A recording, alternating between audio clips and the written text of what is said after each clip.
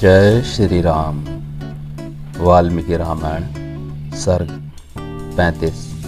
सुमंत्र के समझाने और फटकारने पर भी कैकई का टस से मस ना होना। तदंतर होश में आने पर सारथी सुमंत्र सहसा उठकर खड़े हो गए। उनके मन में बड़ा संताप हुआ जो अमंगलकारी था। वे क्रोध के मारे कांपने लगे। उनके शरीर और मुख की पहली स्वाभाविक कांति बदल गई। वे क्रोध से आंखें लाल करके दोनों हाथ से सिर पीटने लगे और बारंबार लंबी सांस खींचते रहे। दांत कटकटाकर राजा के मन की वास्तविक अवस्था देखते हुए अपने वचन रूपी तीखे बाणों से कैकई के हृदय को कंपित सा करने लगे। अपने अशुभ एवं अनुपम वचन रूपी वज्र से कैकई के सारे मर्म स्थानों को विदीर्ण से करते हुए सुमंत्र ने उनसे इस प्रकार कहना आरंभ किया। देवी, जब तुमने संपूर्ण चराचर जगत के स्वामी स्वयं अपने पति महाराज दशरथ का ही त्याग कर दिया, तब इस जगत में कोई ऐसा कुकर्म नहीं है जिसे तुम ना कर सको। मैं तो समझता हूं कि तुम पति की हत्या करने वाली तो हो ही, अंततः कुल घातनी भी हो। ओह, जो देवराज इंद्र के समान अजय, पर्वत के समान अकंपनीय और महासागर के समान शोभ रहित हैं, उन महाराज दशरथ को तुम अपने कर्मों से संतप्त कर रही हो। राजा दशरथ तुम्हारे पति, पालक और वरदाता हैं। तुम इनका अपमान ना करो। नारियों के लिए पति की इच्छा का महत्व करोड़ों पुत्रों से भी अधिक है।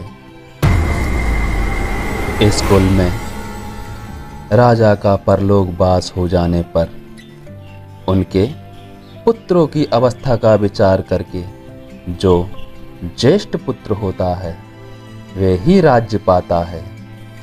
राजकुल के इस परंपरागत आचार को तुम इन इक्ष्वाकुल वंश के स्वामी महाराज दशरथ के जीते जी ही मिटा देना चाहती हो। तुम्हारे पुत्र भरत राजा हो जाएं और इस पृथ्वी का शासन करें, किंतु हम लोग वहीं चले जाएंगे जहां श्री राम होंगे। तुम्हारे राज्य में कोई भी ब्राह्मण निवास नहीं करेगा। यदि तुम आज ऐसा मर्यादाहीन कर्म करोगी तो निश्चय ही हम सब लोग उसी मार्ग पर चले जाएंगे जिसका श्री राम ने सेवन किया है। संपूर्ण बंधु बांधवों और सदाचारी ब्राह्मण भी तुम्हारा त्याग कर देंगे। देवी, फिर इस राज्य को पाकर तुम्हें क्या आनंद मिलेगा। ओह, तुम ऐसा मर्यादाहीन कर्म करना चाहती हो।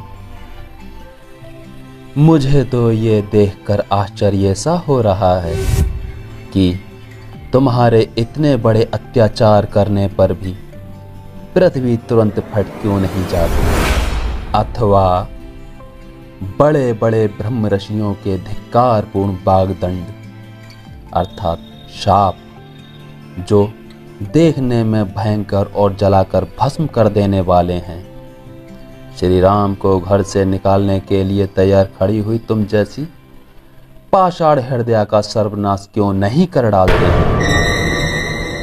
भला आम को कुल्हाड़ी से काटकर उसकी जगह नीम का सेवन क्यों करेगा। जो आम की जगह नीम को ही दूध से सींचता है, उसके लिए भी यह नीम मीठा फल देने वाला नहीं हो सकता। अतः वरदान के बहाने श्री राम को वनवास देकर कैकई के चित्त को संतुष्ट करना राजा के लिए कभी सुखद परिणाम का जनक नहीं हो सकता। कैकेयी, मैं समझता हूं कि तुम्हारी माता का अपने कुल के अनुरूप जैसा स्वभाव था वैसा ही तुम्हारा भी है। लोक में कही जाने वाली ये कहावत सत्य ही है कि नीम के मधु नहीं टपकता। तुम्हारी माता के दुराग्रह की बात भी हम जानते हैं। इनके विषय में पहले जैसा सुना गया है वह बताया जाता है। एक समय किसी वर देने वाले साधु ने तुम्हारे पिता को अत्यंत उत्तम वर दिया था। उस वर के प्रभाव से कैकेयी नरेश समस्त प्राणियों की बोली समझने लगे। त्रिक योनियों में पड़े हुए प्राणियों की बातें भी उनकी समझ में आ जाती थीं। एक दिन तुम्हारे महातेजस्वी पिता शैया पर लेटे हुए थे। उसी समय जृंभ नामक पक्षी की आवाज उनके कानों में पड़ी। उसकी बोली का अभिप्राय उनकी समझ में आ गया, अतः वे वहां कई बार हंसे। उसी शैया पर तुम्हारी मां भी सोई हुई थी।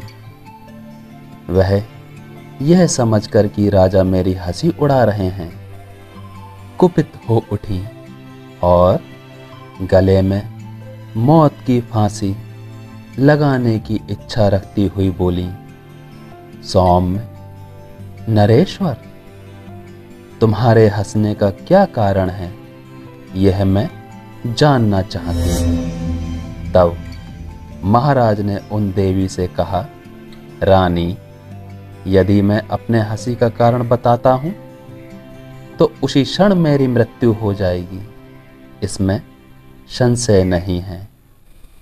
देवी, यह सुनकर तुम्हारी रानी माता ने तुम्हारे पिता कैकेयी राज से फिर कहा, तुम जियो या मरो, मुझे कारण बता दो। भविष्य में तुम फिर मेरी हंसी नहीं उड़ा सकोगे। अपनी प्यारी रानी के ऐसा कहने पर कैकेयी नरेश ने उस वर देने वाले साधु के पास जाकर सारा समाचार ठीक ठीक सुना दिया। तब उस वर देने वाले साधु ने राजा को उत्तर दिया, महाराज, रानी मरे या घर से निकल जाए, तुम कदापि यह सच उसे ना बताना। प्रसन्न चित्त वाले उन साधु का यह वचन सुनकर कैकेयी नरेश ने तुम्हारी माता को तुरंत घर से निकाल दिया और स्वयं कुबेर के समान विहार करने लगे। तुम भी इसी प्रकार दुर्जनों के मार्ग पर स्थित हो पाप पर ही दृष्टि रखकर मोहवश राजा से यह अनुचित आग्रह कर रही हो। आज मुझे यह लोकोक्ति 16 आने सच मालूम पड़ती है कि पुत्र पिता के समान होता है और कन्याएं माता के समान। तुम ऐसी ना बनो, इस लोकोक्ति को अपने जीवन में चरितार्थ ना करो। राजा ने जो कुछ कहा है उसे स्वीकार कर लो। श्री राम का राज्य अभिषेक होने दो। अपने पति की इच्छा का अनुसरण करके इस जन समुदाय को यहाँ शरण देने वाली बनो। पाप पूर्ण विचार रखने वाले लोगों के बहकावे में आकर तुम देवराज इंद्र के तुल्य तेजस्वी अपने लोक प्रतिपालक स्वामी को अनुचित कर्म में ना लगाओ। देवी, कमल नयन श्रीमान राजा दशरथ पाप से दूर रहते हैं। वे अपनी प्रतिज्ञा झूठी नहीं करेंगे। श्री रामचंद्र जी अपने भाइयों में ज्येष्ठ, उदार, कर्मठ, स्वधर्म के पालक, जीव जगत के रक्षक और बलवान हैं। इनका इस राज्य पर अभिषेक होने दो। देवी, यदि श्री राम अपने पिता राजा दशरथ को छोड़कर वन को चले जाएंगे तो संसार में तुम्हारी बड़ी निंदा होगी। अतः श्री रामचंद्र जी ही अपने इस राज्य का पालन करें और तुम निश्चिंत होकर बैठो। श्री राम के सिवा दूसरा कोई राजा इस श्रेष्ठ नगर में रहकर तुम्हारे अनुकूल आचरण नहीं कर सकता। श्री राम के युवराज पद पर प्रतिष्ठित हो जाने के बाद महाधनुर्धर राजा दशरथ पूर्वजों के वृत्तांत का स्मरण करके स्योम वन में प्रवेश करेंगे। इस प्रकार सुमंत्र ने हाथ जोड़कर कैकेयी को उस राजभवन में सांत्वनापूर्ण तथा तीखे वचनों से भी बारंबार विचलित करने की चेष्टा की, परंतु वह टस से मस ना हुई। देवी कैकेयी के मन में ना तो क्षोभ हुआ और ना दुख ही। उस समय उनके चेहरे के रंग में कोई फर्क नहीं पड़ा। जय श्री राम।